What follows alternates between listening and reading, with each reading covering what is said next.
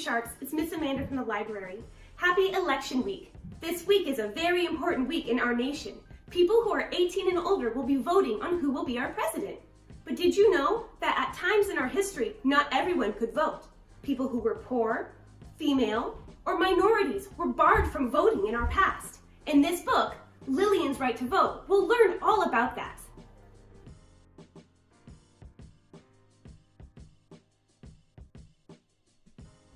Lillian's Right to Vote, a celebration of the Voting Rights Act of 1965. Written by Jonah Winter, illustrated by Shane W. Evans. A very old woman stands at the bottom of a very steep hill. It's voting day. She's an American, and by God, she is going to vote. Lillian is her name. It's a long haul up that steep hill. It's a long haul when you've been alive for 100 years. It's a long haul when you live the life that Lillian has and walked so far in her shoes. When Lillian looks up, it's more than blue skies she sees. She sees history. Lillian sees her great-great-grandparents, Elijah and Sarah. They're standing side by side on the auction block. Sarah is holding their baby, Edmund.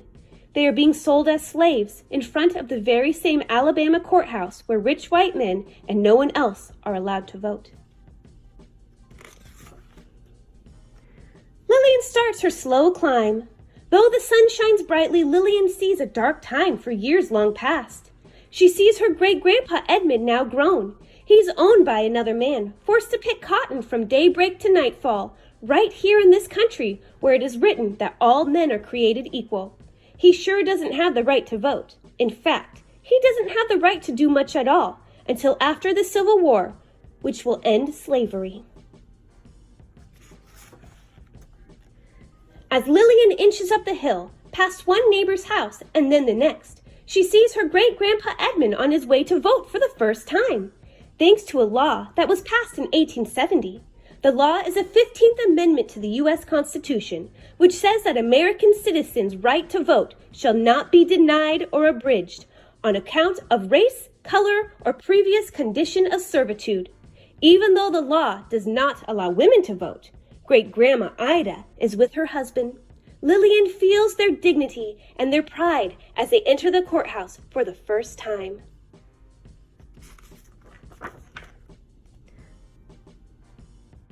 But as Lillian continues and the hall gets steeper, but the hill is steep. She sees what happens just 20 years later, right here in Alabama. There's her grandpa Isaac at the courthouse being charged a poll tax to vote, a tax he doesn't have the money to pay. So much for the 15th Amendment, so much for Grandpa Isaac's right to vote. Lillian pauses to catch her breath, hearing now the voice of her Uncle Levi. He's telling about those tests that he was forced to take when he tried to vote, and about the sneer on the register's face when he asked, "How many bubbles are in a bar of soap?"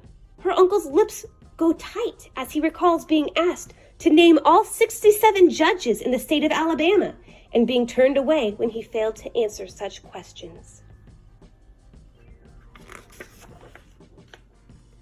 As Lillian pushes on, struggling to keep her balance, she sees a brave girl standing next to her mother and father as they try to register to vote.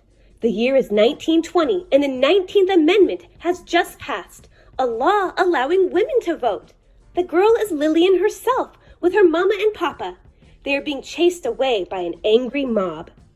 There's Mr. Bentley, the barber, and Mrs. McCory, who owns the ice cream shop. She feels the firm grip of her mother's hand as they run through the streets back home.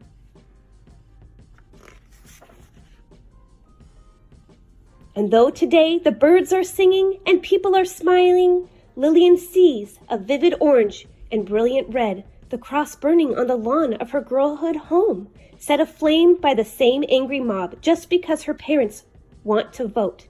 This is something she will always see. Lillian stops in her tracks, unable to keep going. As she stands there, she sees herself trying to register to vote for the very first time. She sees the blank piece of paper on which she must write down a section of the U.S. Constitution, word for word, as it has been mumbled by the register, a test she could not pass. No one could. "Are you going to vote?" she asks a young man who passes her on the route. "Yes, ma'am," he answers. "You better," she says, and she means it. For Lillian sees the funeral procession of a man named Jimmy Lee Jackson, a 26-year-old shot by a policeman over nothing more than taking part in a peaceful protest. It is March 1965. All he'd wanted was justice and the right to vote. Looking up to the top of the hill, Lillian wonders how she'll ever make it. It looks so far and she's so tired.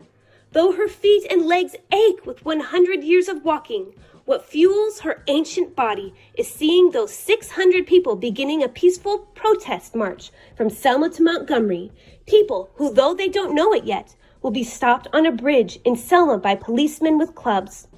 All they want is justice and the right to vote. At the front is future Congressman John Lewis, whose forehead will always bear the scar from where he was beaten. As long as Lillian still has a pulse, she is going to vote. And so she keeps on climbing, keeps on seeing, this time the second march from Selma.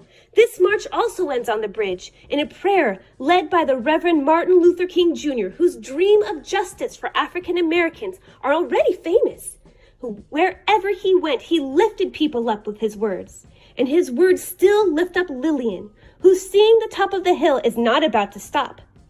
Footstep by footstep, she keeps on going.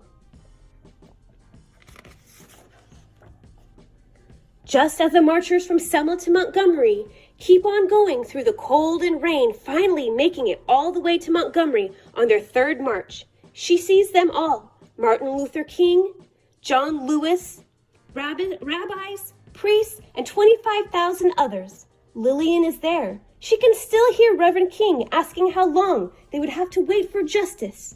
She can still feel the power of his voice when he says, "Not long."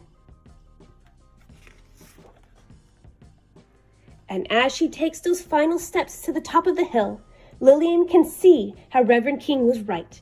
For she can hear the voice of President Lyndon Johnson on her TV saying to America, "Every American citizen must have an equal right to vote. There is no duty which weighs more heavily on us than the duty we have to ensure that right. All of us must overcome the crippling legacy of bigotry and injustice, and we shall overcome." Before Lillian walks through the doors of the building, where you better believe she will vote, she looks up and sees the same blue sky, brighter than the sky she's ever seen, and she saw on August 6, 1965, that was the day President Johnson signed the Voters' Rights Act, the one law protecting all Americans' right to vote. In every state and every town, the one law protecting Lillian as a full-fledged citizen of the United States.